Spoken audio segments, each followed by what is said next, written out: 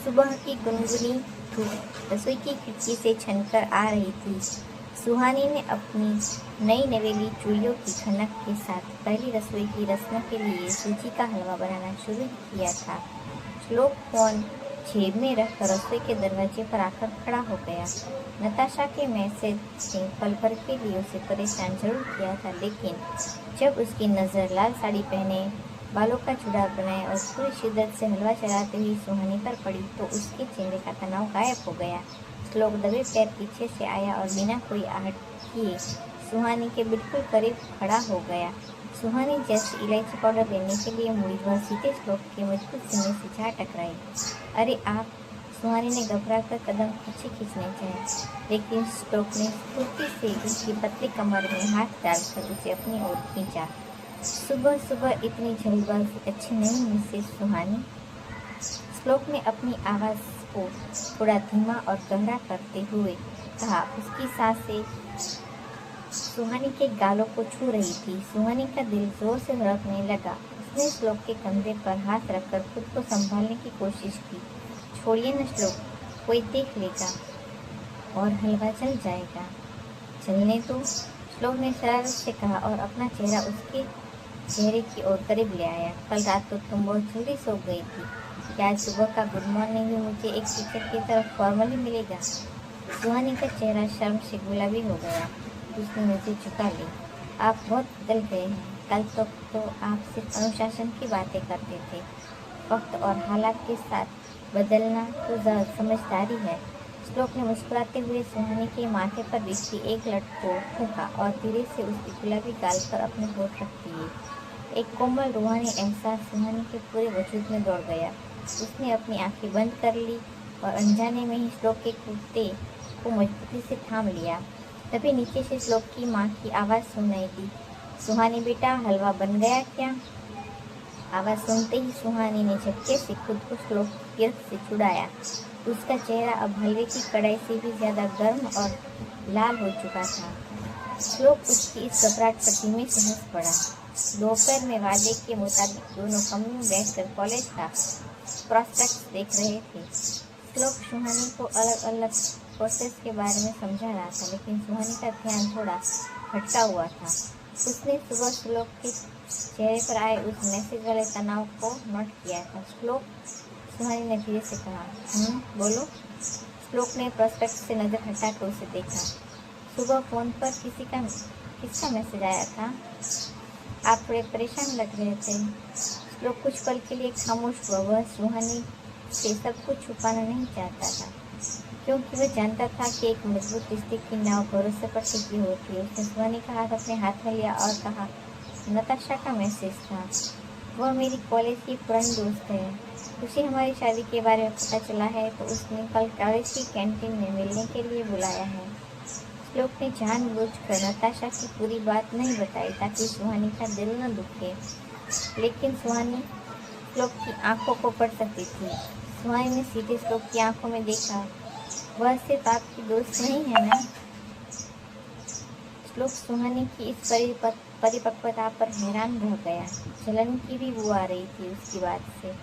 उसने सुहानी के हाथों को चूमते हुए कहा, वह मुझे पसंद करती थी सुहानी, लेकिन मैं दिल में कभी उसके लिए कोई जगह नहीं थी, और अब तो मेरी पूरी दुनिया तुम ही हो। सुहानी के चेहरे पर एक खूबसूरत मुस्कान आ गई। उसने कहा, तो फिर कल मैं भी आपके साथ कॉलेज चलूँगी। आखिर मुझे भी तो अपना एडमिशन फॉर्म जमा कराना है, और मैं अपनी ढाल को अकेले किसी और के सामने कैसे जाने दे सकती हूँ? श्लोक सुहानी के इस नए आत्मविश्वासी रूप को देखकर दंग रह गया। उसने सुहानी को अपनी बाहों में समेट लिया।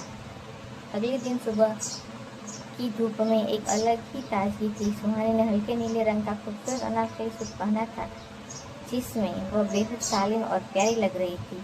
हाथों की नई चूड़ियाँ और मांग में सजा हल्का सा सिंदूर उसकी खूबसूरती में चार चांद लगा रहा था। श्लोक जब तैयार होकर कमरे में आया तो सुहानी को आईने के सामने बाल संवारते देख वहीं रुक गया। उसने पीछे से आकर सुहानी के गले में अपनी बाहें डाल दी और अपना टुकड़ी उसके हाथ कंधे पर टिका दिया। आईने में दोनों की नजरें मिली। आज कुछ ज़्यादा ही खूबसूरत लग रही हो मिसेस श्लोक। कॉलेज के लड़के अगर तुम्हें देखते रह गए तो प्रोफेसर साहब का अनुशासन बिगड़ जाएगा। श्लोक ने सुहानी के कान के पास फुसफुसाते हुए शरारत से कहा। सुहानी का चेहरा खिल उठा। उसने आईने में ही श्लोक को घूरते हुए कहा, वहाँ सब आपको देखने आएंगे या मुझे? और वैसे भी अब मैं किसी से नहीं डरती क्योंकि आप मेरे साथ हैं। श्लोक ने मुस्कुराते हुए उसके गाल को चूमा और कहा, चलो गाड़ी तैयार है। कॉलेज का माहौल हमेशा की तरह हलचल भरा था।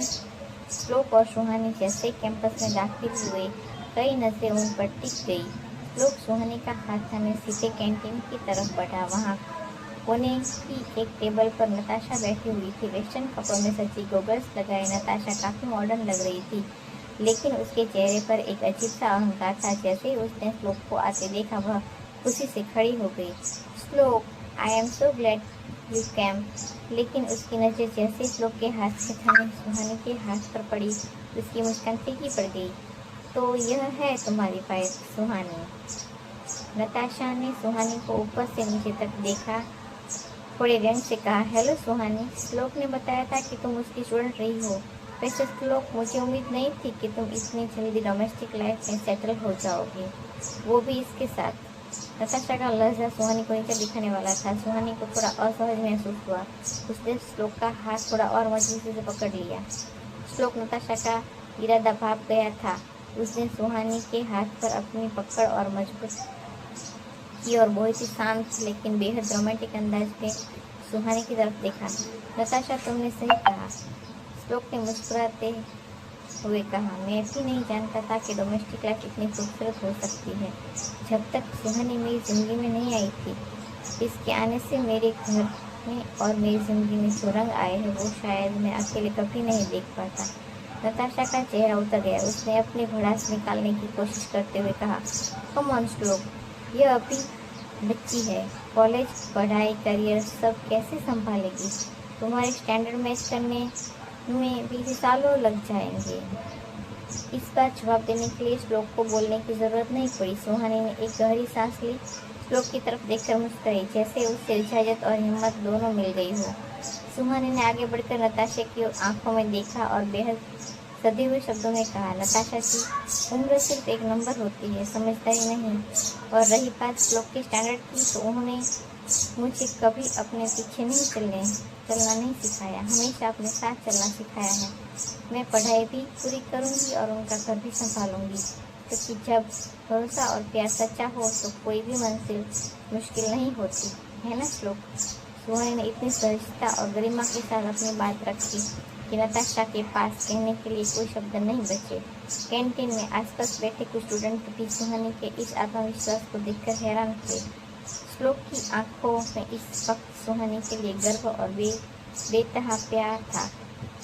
उसने नताशा से कहा, चलो नताशा, हमें सुहानी का एडमिशन फॉर्म भी जमा करना है, फिर कभी मिलते हैं। कॉलेज का काम खत्म करके जब दोनों वापस कार में बैठे तो सुहानी थोड़ी शांत थी। श्लोक ने गाड़ी एक सुनसान सड़क के किनारे रोकी। क्या हुआ सुहानी? नताशा की बातों का बुरा लगा? श्लोक ने फिक्रमंदी से पूछा। सुहानी ने सिर हिलाया। नहीं, बल्कि मुझे अच्छा लगा कि मैं अपने दिल की बात कह पाई। बस दिल थोड़ा जोर से धड़क रहा था। श्लोक ने अपनी सीट बेल्ट खोली और सुहानी की तरफ झुका। उसने सुहानी के दोनों हाथों को अपने हाथों में लिया और उन्हें अपने दिल पर रख लिया। दिल तो मेरा भी बहुत जोर से धड़क रहा है सुहानी। आज तुमने जिस तरह मेरा साथ दिया, उसने मुझे तुम्हारा और दीवाना बना दिया है। सुहानी ने शर्मा कर अपनी आंखें बंद कर ली। श्लोक ने धीरे से उसके चेहरे को ऊपर उठाया और उसके होठों पर एक बेहद कोमल और गहरा चुंबन अंकित कर दिया। इस बार सुहानी पीछे नहीं हटी, बल्कि उसने भी श्लोक के कंधे पर अपनी पकड़ मजबूत कर ली। कार के बंद शीशों के पीछे बाहर की दुनिया से दूर दोनों एक दूसरे के प्यार के रंग में पूरी तरह डूब चुके थे। जब श्लोक थोड़ा पीछे हटा तो सुहानी के गाल पूरी तरह लाल हो चुके थे। श्लोक ने उसके कान में फुसफुसाया, तो मिसेस सुहानी, आज शाम को घर पर क्या प्लान है? पहली रसोई का हलवा तो माँ ने चख लिया, आज रात की कॉफी सिर्फ मेरे लिए होगी। सुहानी ने मुस्कुराते हुए श्लोक के सीने पर अपना सिर छुपा लिया। अब उनके बीच डर की कोई दीवार नहीं थी, सिर्फ बेपनाह मोहब्बत थी।